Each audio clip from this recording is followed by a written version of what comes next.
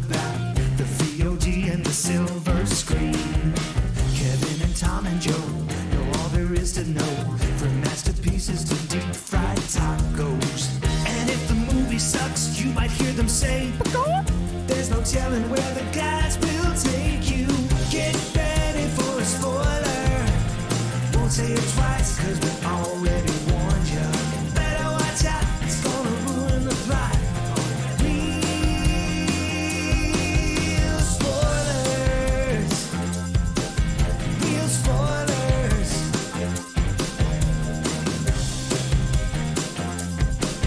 Real spoilers. Broadcasting from a radioactive bunker deep inside the Bracket compound, this is Real Spoilers, an interview. We have a couple of very special guests here today. Before we get into what's coming up, let's talk about what came before. A decade ago, one man had 30 days to try and collect the entire North American NES collection, 678 games, traveling 10,000 miles across the US and Canada. No internet, no financial help from friends or the production. The most epic video game documentary of our generation was born with Nintendo Quest. Now they're doing it again in a 13-episode sequel series, Nintendo 64 Quest, where Jay tries to collect 296 N64 games in 14 days, cutting that time in half. No online purchases. The Kickstarter starts Thursday, August 22nd, where you can own the Blu-ray before the series is out next year. Please welcome to the show the creator and stars of Nintendo 64 Quest, Rob McCallum and Jay Bartlett. Good morning, guys. Hey, what's going on, buddy? Good Thanks for having us. morning. Boy, that first project sounds more and more ridiculous the more I hear people talk about it. 678 Nintendo tapes in 30 days. Crazy. You guys need to get a hobby.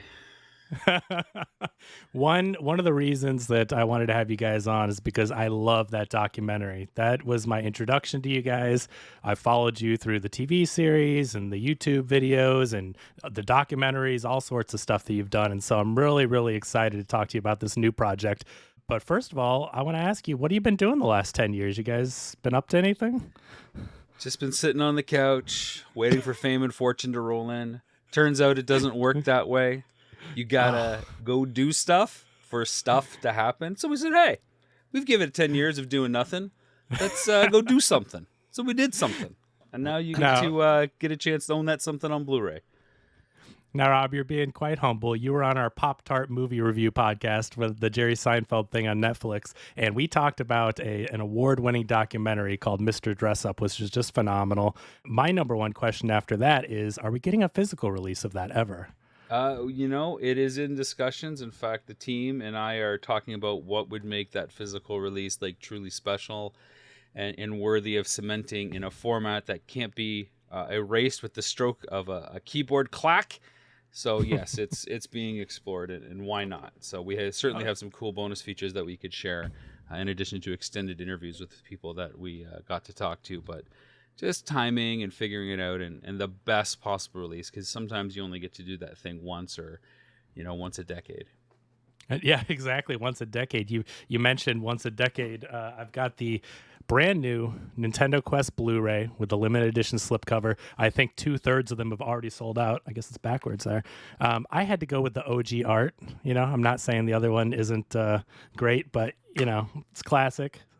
We see that's technically the OG art. There. Is it really? Yeah. This is the OG art? When we launched our very first Kickstarter, it wasn't even called Nintendo Quest. It was called the NES Club, and it was Black Box Mario Parody. Of course, we wanted to change the title for this release so that there was a bit of a sync up.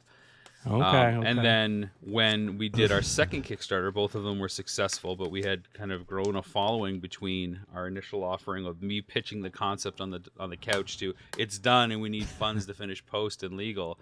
That's when we did the kind of flying van through cosmic outer space. So That's great to know the history of that, because my DVD I have of this from Kickstarter has, I believe, this art here. That's right, yeah. And so I didn't realize the other was the original. That's great. So that is a fun little thing. So if you get Vinegar Syndrome has, I think, like 300 of these things left. Very limited. Love this slipcover design. Yeah, how did that happen, by the way? Because they said, we're going to do 1,000 copies limited printing of Nintendo Quest, a documentary from 10 years ago.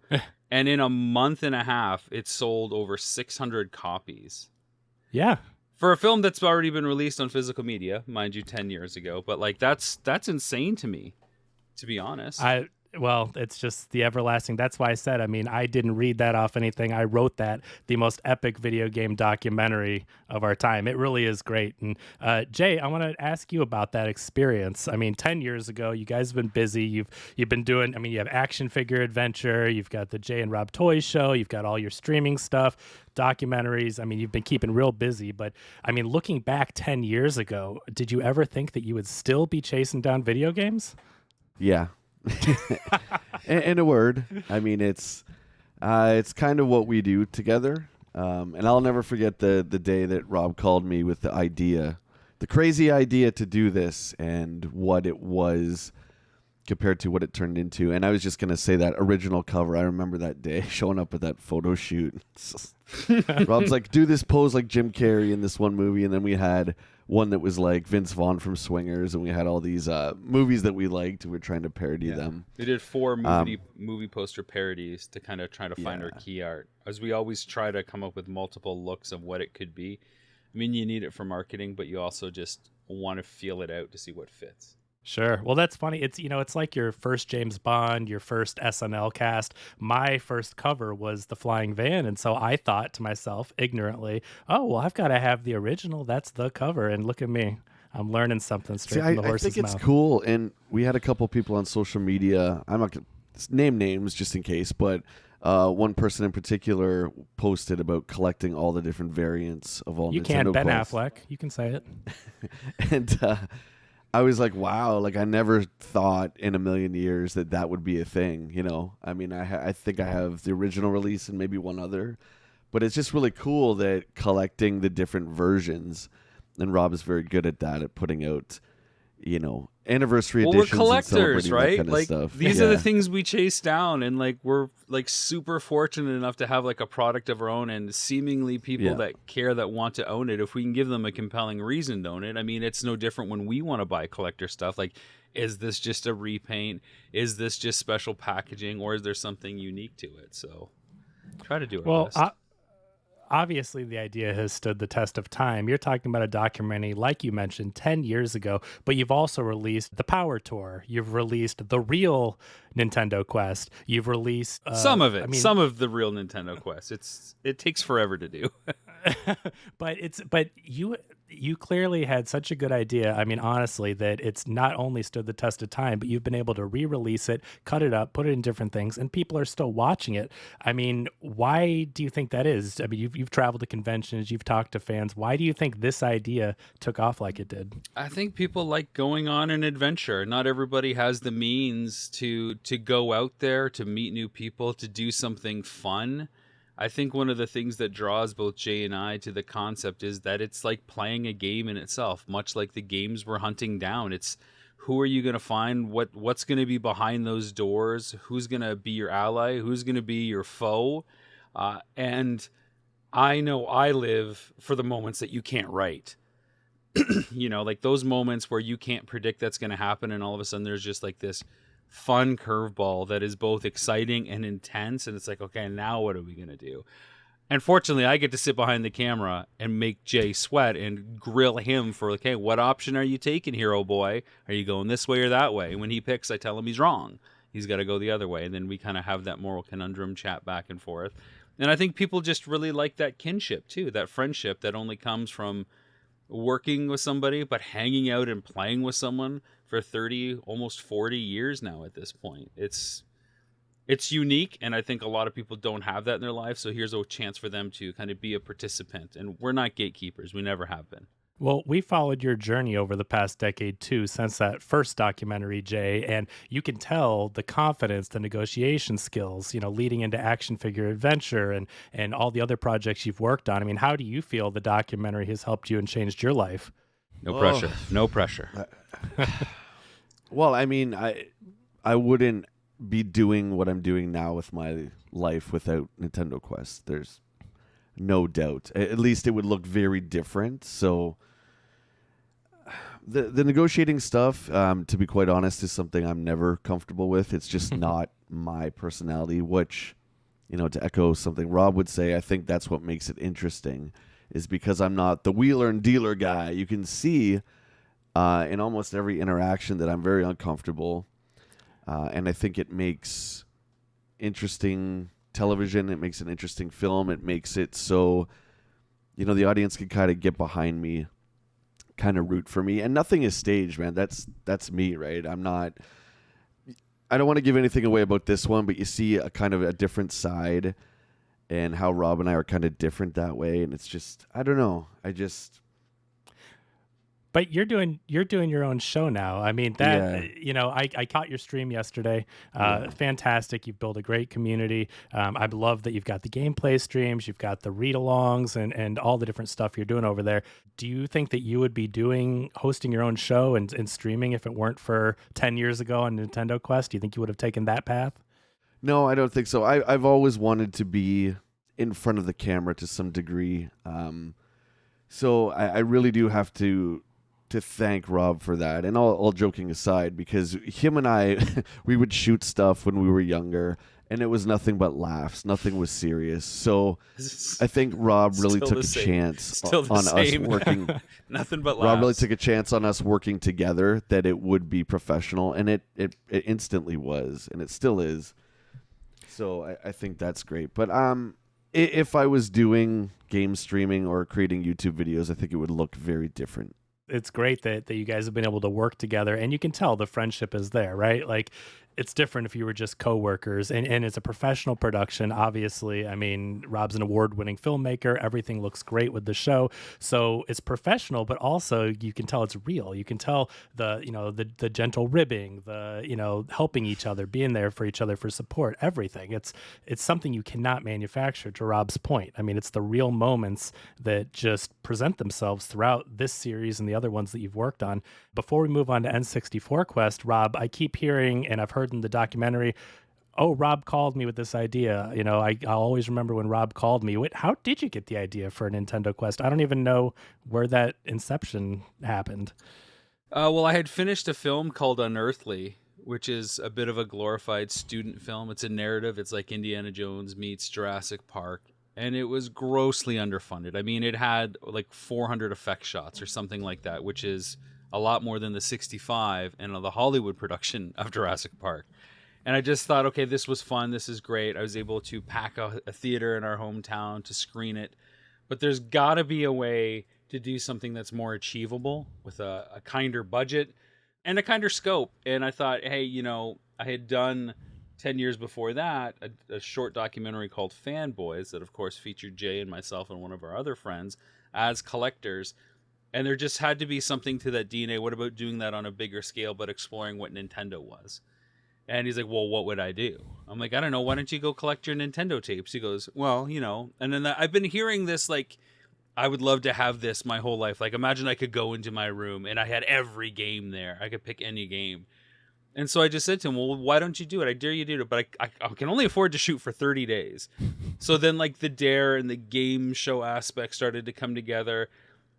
And as we always do, it goes a little too far, and then we reel it back in a little bit. Like, at one point, we were going to force Jay to buy, like, a Nintendo NES console every time he went into a shop 10 years ago.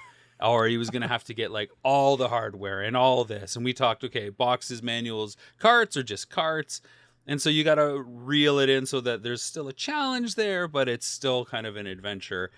And it just started to make sense. And the more that we floated it to other people, including one of our colleagues and collaborators, Jordan Morris, who's kind of like our Obi-Wan. It's kind of our litmus test. Like, Jordan, what do you think about this idea? 30 days, no online purchases, mom and pop shops, going around like you had to back in the day to try to get all the carts.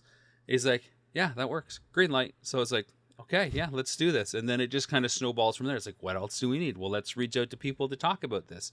So we have interview segments. Okay, well, let's find some archival footage and let's plan our route. And with that film, you don't know what you don't know. And that ignorance was very bliss. And it's just like, when you realize you're in the mud and the thick of it, it's too late to go back because you've already started down this amazing adventure. So you just figure it out as you go. But it was very much like, how do you want to hang out for a summer, Jay? Wouldn't that be cool if we could hang out for a summer? And we found a way to do it. Yeah, and I think that the joke line at the end of Nintendo Quest, I think it's still in there, right? It's in there where, what do you want to do next summer or whatever? Yeah. That's how it ends. Joking, but not really, because we've kept this going for 10 years in all our different projects. But for me, it got me out of my comfort zone where, I live in Ontario, and we would go to a couple cities 2 hours in either direction to do various things, concert and such. But that was pretty much it. This was like, man, we were going to Vegas, we're going to LA, we're going to Texas, and it's just like when St. I Louis started. Even. That's where I am, trading games. Yes. Yeah, Jason when is even- I started this, especially when we were touring the film, I didn't want to come back. It was so fun. I mean, my life was in a different place back then, but it was just so fun. So, I mean, that alone was worth the experience. Yeah, that's awesome. And why is Nintendo special to you, the Nintendo Entertainment System, Jay? I'm really, really interested in video game history. I mean, what Shigeru Miyamoto did alone, even without Nintendo, is so important to the industry. And what happened with Atari and all the copycat games, and how in North America they had to market it as a toy. I just think it's really interesting. Yeah, that little guy back there. That's it, yeah. And how to this day, I don't even think this is an argument. I mean, I don't think there's more of a more important system than the Nintendo Entertainment System for what it did, because we really wouldn't have an industry, or it's hard to say what would have happened, but Sure. Yeah, I agree. The history is really important I to don't me, know. too. I kind of That's- disagree. I think the N64 is the most important video game system. Not that I have an ulterior motive to promote anything Segue. new. segue. I think So- the 64 is the most important. Do you think so? Okay. Well, let me ask you this. So the original documentary is so beloved and it turned out great, but you've started transitioning the film documentary into these series. You did it with Action Figure Adventure, and now N64 Quest is going to be a series. What did you learn along the way, and why did you decide to change the format? There's a few reasons for that. I mean, even when I was editing Nintendo Quest, which is why on my YouTube channel you see the real Nintendo Quest, it felt like it was still a comfortable experience to just go to any given store with Jay and go through that hunting process and let it kind of organically breathe, spend more time with people. And I felt then, and we had a very brief internal meeting, like, hey, what do you think about turning this into a 6-part, 8-part series instead of a feature? And everybody's like, no feature, no feature. It's like, okay, no problem. There's pros and cons to going either way with that. But I just couldn't shake the idea. So when we had a chance to tour the film, I was like, okay, here's a chance to have a built-in travel component where every city you screen the film, maybe we could bundle an episode around that. And Jay was like, well, you're going to film when we go to like these cities, right? I'm like, yeah, I'm going to film. Of course I'm going to film. Why wouldn't I film? And so we came up with the Power Tour concept where Jay's trying to complete a list of 10 games before the end of the summer, and so am I, as we roll out the film, and then we drop in like collector segments from the communities we visit. And that was, again, further proof that, hey, an episodic approach to this stuff can work very well. And the added thing on the show business side of it is a series sells better because it's easier for a platform or a broadcaster to promote it weekly rather than just kind of like a one and done, here it is, go get it, with the same marketing message over and over again. So it's like next time on Nintendo Quest, next time on the Power Tour. So it just kind of organically evolved into something that made sense from a business perspective, but also from an entertainment perspective too. Cool. And for keen viewers, you may have noticed it went from Nintendo Quest to Nintendo 64 Quest. Now, I know a lot of people for years and years said, what's next, Super Nintendo Quest? And I think there's some pretty obvious reasons to skip over it, but I want to hear from you guys. Was there discussion on going into Super Nintendo Quest, and why'd you ultimately pivot to N64? Jay, I'll let you tackle this one. Sure. Rob and I have been talking about this recently. Obviously, these console wars of the early 90s, late 80s is very important. I don't think Super Nintendo on its own can stand as strong as the NES or the 64. If I'm just looking at it from my own experiences, from a historical perspective, and from the actual library of games, I don't think it's as strong. Now, personal experience does mean a lot, because this system we're tackling now means, I would say, more to Rob and I than anything, like in terms of our friends and where we were in our lives. And it was the last great couch co-op system. So it's not that we don't like Super Nintendo. I just think there's a place for it, but in a different kind of series. Yeah, I mean, there's historically, we talk about the impact that Nintendo had with the NES, and then you think about the N64 with the analog stick and all the great 3D platformers. I mean, there are so many reasons, and of course, I want to hear from you guys, but N64 isn't my favorite system, but I do realize there's a lot of great games, and it had a huge impact on the industry. I just think it's a greater discussion point. You know, the Super Nintendo is an incredible console with some really marquee games, but it's an evolution of what the NES did well and taken to the next level. And as Jay likes to point out, there is a lot of shovelware on the Super Nintendo, especially when it comes to IP for like movies and TV shows that are just maybe not the most lovable experiences. But that 64, man, it's a really important time in gaming where we're transitioning from 2D to 3D. You know, the whole notion of box art is completely changing at the same time. What it means to have a multiplayer game is changing. You know, we're talking about Nintendo's first attempt at commercially releasing an add-on accessory for a console. It's some of the most marquee games that they've ever released in all of their franchises. It's more of an interesting thing to discuss regardless of where it lands. And nobody said we were doing any of these things in order, which is always the funny thing. Like, if we would have come out and said the Sega Genesis doing Sega Quest, you know, would people say, well, how come you're not doing Super Nintendo? Or would they have just accepted because we went from 8-bit to 16-bit that it's Would have okay? just accepted it. You know, Yeah. but like the fact that we chose 64, people are like, well, why'd you skip over the Super? Can't you afford to get the library? There's some pricey RPGs in there, buddy. And it's like, that's not it at all. We're doing stuff that means something to us, you know. We could equally do, you know, 3DO Quest or CDI Quest for Jay. Yeah. But, you know, unfortunately, it doesn't hold the same place in my heart. So if I'm going to be on the poster, we got to pick something we both love.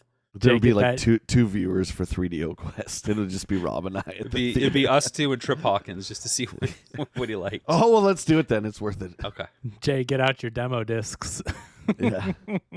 You got, what did you show? You had is it a missed demo disc on Jaguar? Oh, or yesterday I have. what was that? Yeah, that was my hipster show and tell. I have missed demo disc for the Atari Jaguar. Look out, folks. We're getting hardcore. That's hipster. This is deep cut So- hipster. What are your memories? I mean, of this great system that you both look back on so fondly. What did you guys used to play together, and what were your favorite games on N64?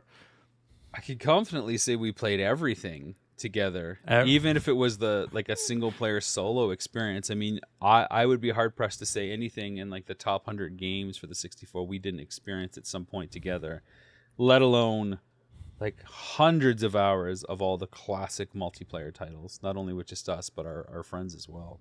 What's your favorite, Rob? Favorite to play or favorite to like enjoy with friends?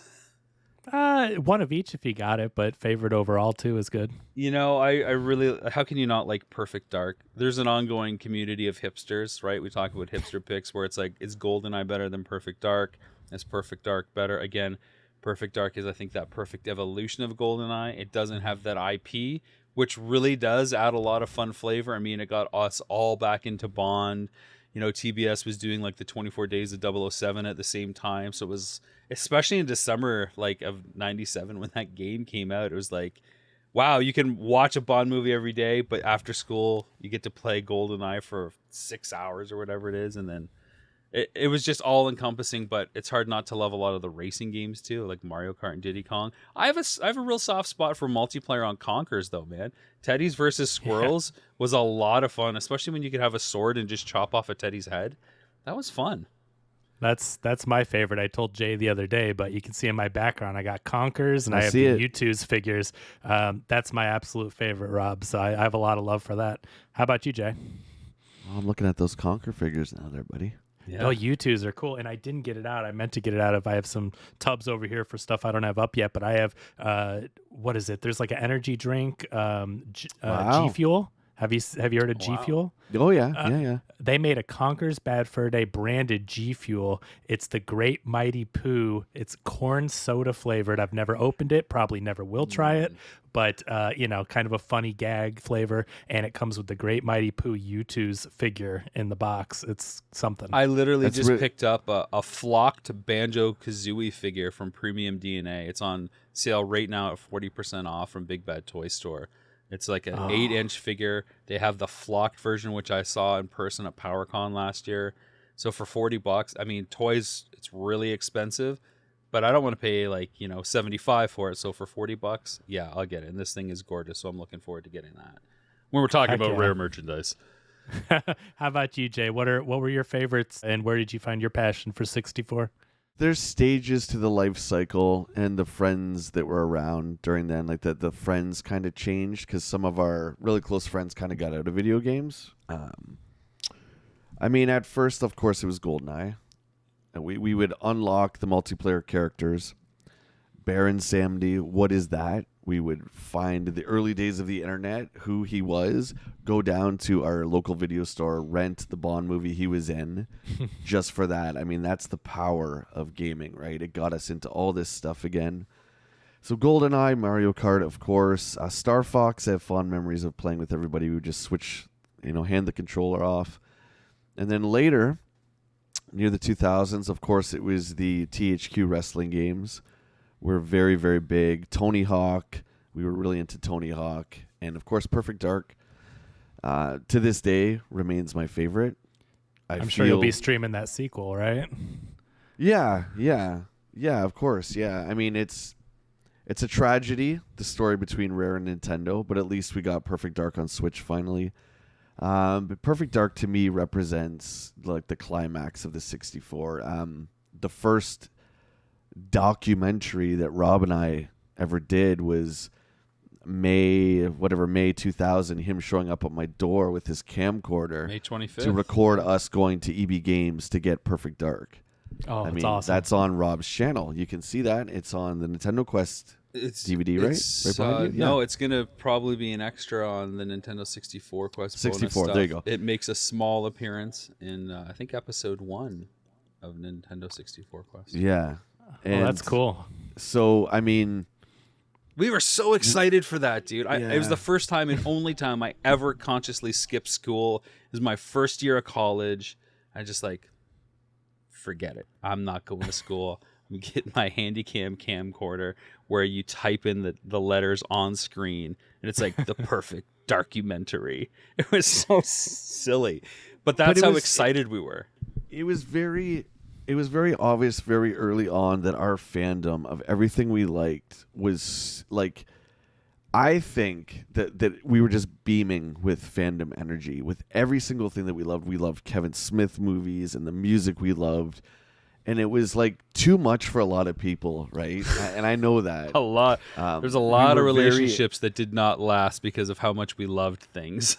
Very intense. Not pointing the finger like, if you don't like this, blah blah blah, you're a bad person. But just more like we loved Perfect Dark so much that we would shoot the experience. We didn't know why. I'll go on record as to say in 2000, I don't think there was any pickup videos. There was certainly no YouTube. We didn't know why we were doing it. We just wanted to have that experience immortalized on film. And to this day, when I watch it, it's crazy, man. To see. I love that. No, I think it's great that you did that. And those moments are things that, that's history. Those moments are lost to time unless someone records them. And I think it's cool you did that. Not to plug another channel too much, but My Retro Life, I think, is the one that I'm sure you guys have seen. But the fact that his dad recorded everything. It's great. great. He has Tyler's now in our series. He's in N64 Quest.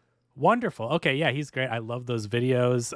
But the fact that his dad recorded all those moments, we would have lost so much to history because no one was going into video game stores or, into the department stores and recording what things looked like. And it is so amazing. It's preserved and he has those memories, and super excited to see him in the series. Yeah.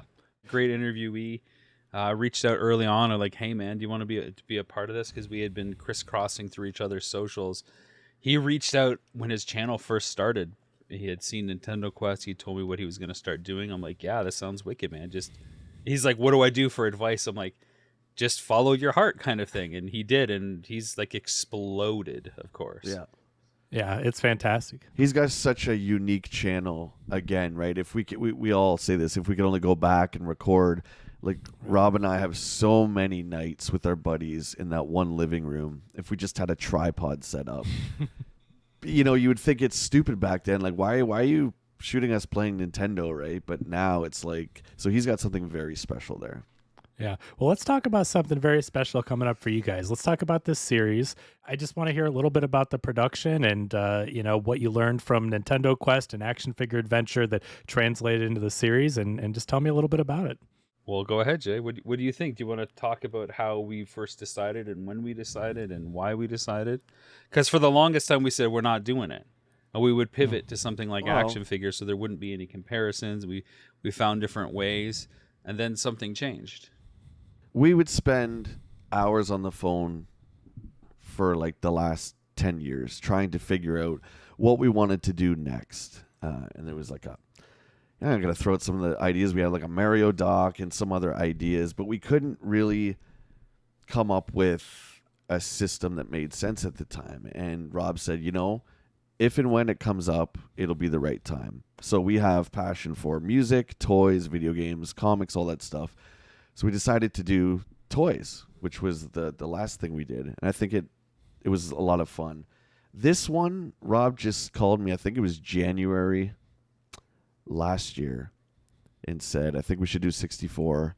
And we talked for a good couple hours. We had a meeting about it, decided all the pros and cons, and ultimately I called him, I think, a week later, and I said, yeah, let's do it. That's awesome. And how does this journey differ? I mean, as far as where you're going, and I mean, I know it's half the time, and obviously the library, the catalog's half as big, but as far as locations and where you're going, I mean, what's different about this journey? It's really intense. I mean, when you have half the time to do everything, it's like every second counts. And so instead of 30 straight days, whether Jay goes hunting or not, as was the case with Nintendo Quest, this was, you got 14 game hunting days.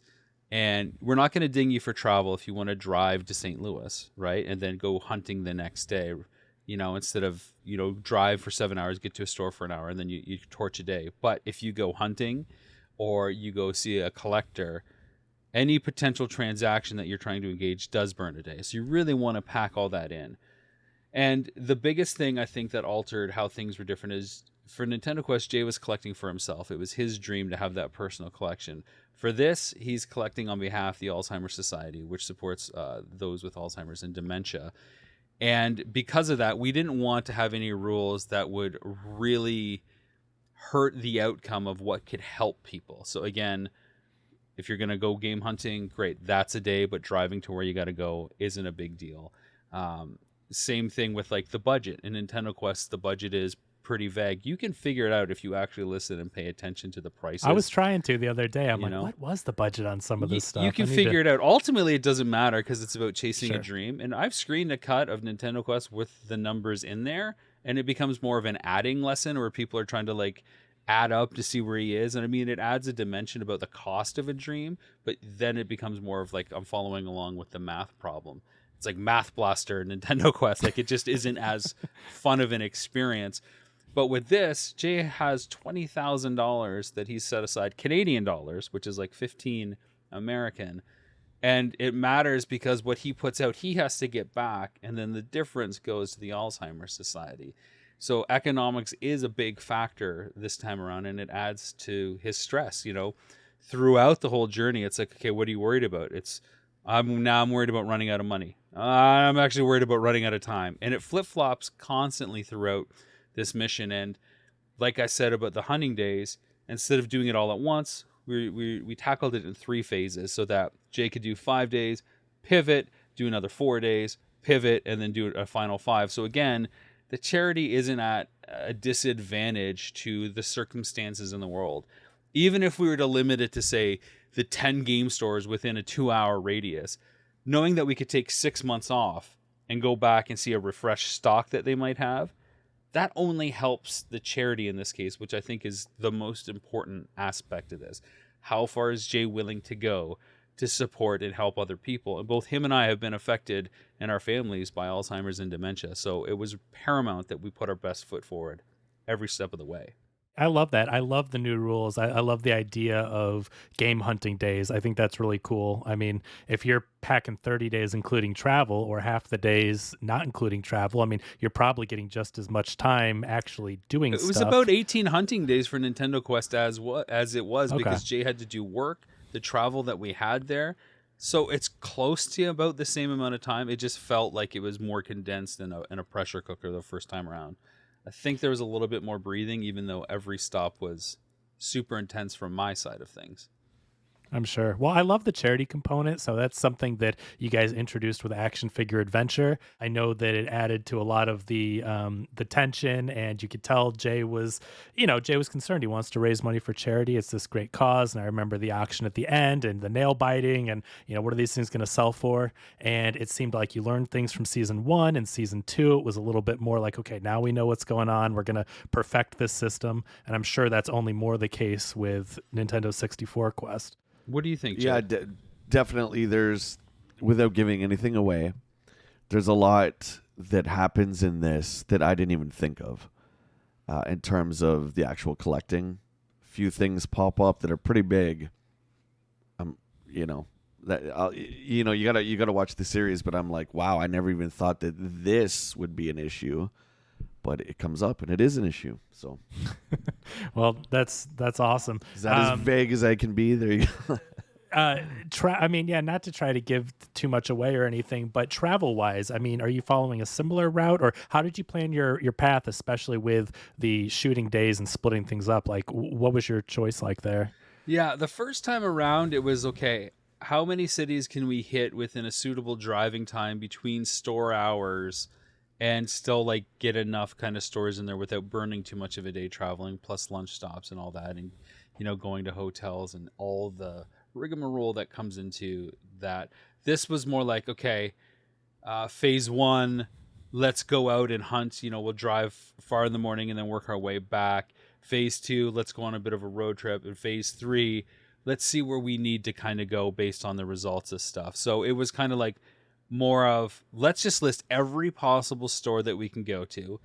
Let's get them on board, and we'll just call them when we're 2 hours away, because we got to let the day and the story kind of organically explain itself. And that's kind of what happened.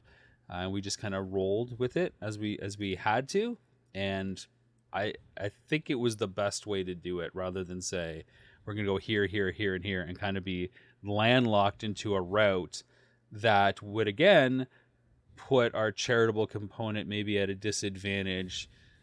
Like, we hit an amazing store really early on, and we spend a lot of time there at the sacrifice of other stores that we were going to go to, but it wouldn't have made sense to leave the store where you're at, even though it took more time. And that was a decision Jay made. It's his journey. I'll say, are you sure you want to give that up? He's like, well, there's things here that we got to figure out. Like, yeah, but there could be stuff at the other store, but we know what's here, was his argument. It's like, okay, well, let's roll with that. We couldn't have done that if we had to be somewhere by 6 o'clock to check into a hotel, to drive another 3 hours the next morning. So having that organic flexibility was a huge help this time around. How did you feel, Jay? What compared to the other quests that you've gone on and adventures? What did the scheduling look like, and how did you feel during the process? It's very tense. It's hard to put into words. I'll try. I mean, we have a loose schedule. You go there. I stay in the production van. I can never go in, obviously, because the reactions are authentic and everything. So I'm sitting there. The crew goes in, sets up. Rob comes out. It's like, okay, you're going to go here, then you go right, then left, or whatever. This time, I felt more like I was in control of where we were going. Where the first time in Nintendo Quest, it was more like, well, we still have 3 stores to hit today. So you got 2 hours or whatever. This time, I think Rob was more like, okay, it's your choice. We can go to these 2 other stores that are ready, or you can stay here. So I liked that a lot better. It was more pressure in a different way, if that makes sense, because, wow, now this is really my choice if I'm going to stay here that has this, or I'm going to go to these other 2 avenues. With maybe teasing it a little bit, but without giving too much away, is there a favorite moment that stands out in the series for both of you? Oh yeah, but I don't know that I can say it. Can't say it. No, I mean every little- episode has a great moment, which is kind of the anchor of the episode leading up to it, and then letting it kind of riff and roll on after, and how that impacts the dominoes after. Interestingly, when I started editing it, I didn't start on episode 1. I started at essentially what is episode 5. So it's kind of like the midway of the series, and then the series worked backwards to kind of find that point. And I picked that moment in what is now episode 5, because it was such a pivotal turn. I was like, okay, the quest had started, and there was one of those moments like, wow, the quest is on. But now it's like, okay, the quest is on, and now it's starting to shape itself beyond our own intentions. Oh, that's really cool. Jay, would you say that moment was as impactful for you? Not that it wouldn't be, but what I mean is was that kind of an anchor point or one of the standout moments, or do you have another one in your mind where you... Jay might not know the episodes as well as I do as well. We sat and watched them all, like kind of back to back in the course of a day while doing other stuff and just talking about it. Jay's a producer on this series. It's important that he looks at it. I need the objectivity. But I think it would be asking a lot of Jay to say, hey, what was your favorite moment in episode 6, before the commercial break? Whereas I don't know the exact episodes. Again, I've seen it one time all the way through. But I can say there's a lot of similarities between the first one, but there's also a lot of differences. I know I'm being super vague, but this one definitely has its own feel to it, which, again, when you're in the heat of the moment, I know I'm always worried about how interesting something is going to be, and Rob's like, don't worry about that, just worry about the game stuff. So I kind of have to let that go. But this one has got a really interesting flavor to it, and I don't know if it's better. I don't know. I love it, though. I think it's my favorite thing we've ever done. I'll say that. That's awesome. It's a good answer as we approach a Kickstarter launching August 22nd. 14 days, 13 episodes. How'd you land on 13 episodes? It's just a round number for a series, right? Traditionally series are like 6, 10, 13.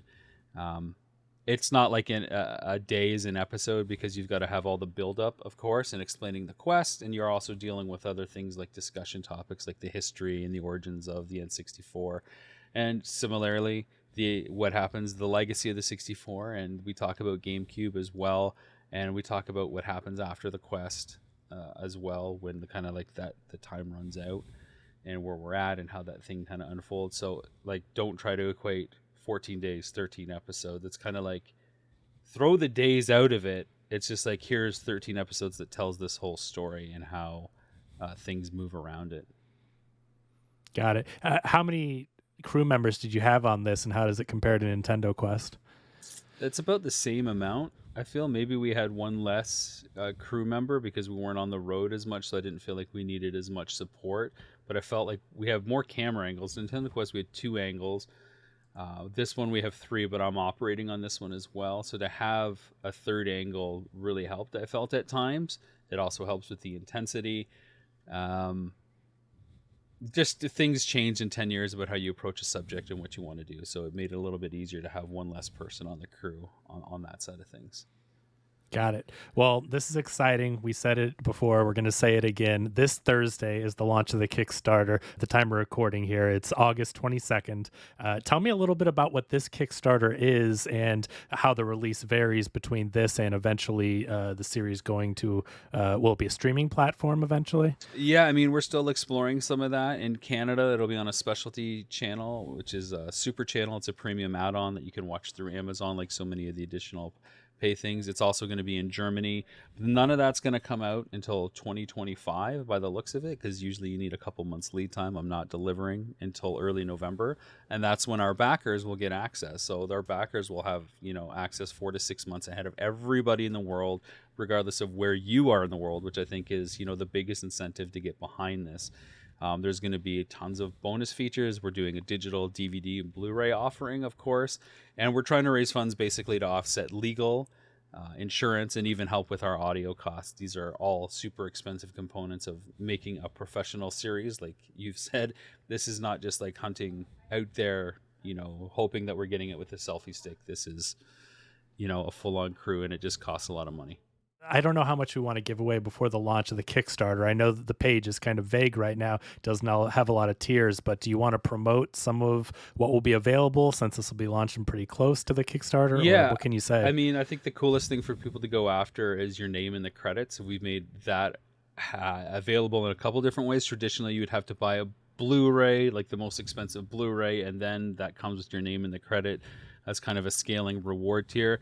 Now Kickstarter allows add-ons as well. So we've just made it a blanket add-on. So if you just want your name in the credit of this, but you don't want to pay for shipping or the cost of physical goods, which we know is rising ever and ever and ever, maybe just get the digital copy of the series so you can watch it and then add on your name in the credit, or add on just a signed postcard from Jay and I. There's a lot of different things. One of the coolest things, I think, as an add-on, and there's only one, is this signed N64 by so many of the participants that we met on our way. Wow. It is unique to one of one. There is a second gold one behind me, but that is my trinket from the quest. But this could be anybody's if they get it, and there's only one, so I forget what we priced it at, but given that it's one of one, it's not super cheap. So it's not an auction item, it's an actual tier. That's with right. a set price. Yeah, first come, first serve. Wow. Okay. So people be refreshing on Thursday. Make sure that you get it right at launch. If you want a one-of-one unique item, that's something that is a piece of history. You've seen how Nintendo Quest has lasted for 10 years. People are still loving it, still buying the Blu-ray, still talking about it. This is another one, I'm sure, that's going to be a piece of video game history. So all this sounds great. Before I let you guys go, this has been great talking with you. What do you want to leave people with about this series? What is going to get them excited? They've been waiting 10 years for this thing, and what can they expect? Go ahead, Jay. I'll let you have the first word. I'll say that it's very important in terms of the history of the Nintendo 64. I think it's just as important as the NES. You're going to get a lot of great game hunting, a lot of stress on my part, a lot of tense moments. Overall, more importantly, it's for a good cause, and this is for my mom because she passed away from Alzheimer's and dementia. So it really feels like the weight of what we're doing here is just different. It's very important, and I think it's a beautiful story, and this is your chance to get physical. You know what I mean? You guys want a physical copy of it. We're all collectors, so digital is great. That's the way things are going. But this is your chance to get a hard copy that's yours forever, no matter what. It's a wonderful adventure, right? Isn't that we all want? Unique places to explore, interesting people that you meet along the way, surrounded by the thing that you love across 13 episodes, and have it emblazoned on an amazing quality Blu-ray. It's the thing that we live for, right? I mean, anybody that likes Nintendo Quest will absolutely, I think, adore what we've done with this, and people are going to want to compare the two, but I think they both live and breathe in their own separate spaces, but they complement each other so well. So this is like a much evolved version of everything that people loved about Nintendo Quest.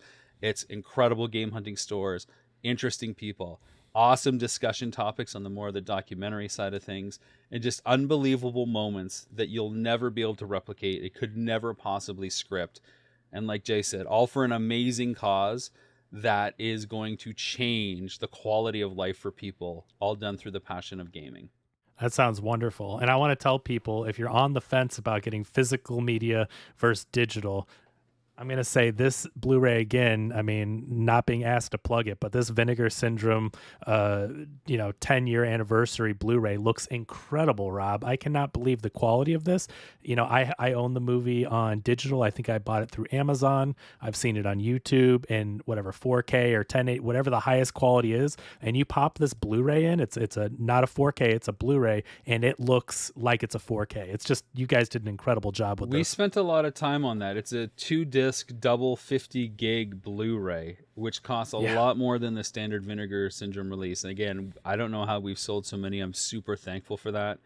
I designed all the packaging with them, and I wanted it to be just perfect. A lot of people will just turn over the files and kind of just give a thumbs up or thumbs down to their version of that stuff. So we're doing our very, very best to, when we put something out there, it has all of our attention and all of our love in it.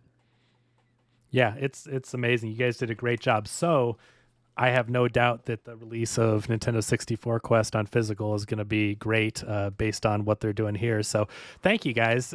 Everybody go support the Kickstarter Thursday, August 22nd. Refresh early. Get your hands on that 1 of 1 N64, the physical goodies, name in the credits. Thank you guys so much. I cannot wait to go on this quest with you guys. It's going to be awesome. I appreciate you taking the time to talk about the ultimate 64-bit road trip, Nintendo 64 Quest. I know your game. I'm just curious to see how many of your listeners and viewers are as well. Get ready for a spoiler. Won't say it twice, 'cause we already won.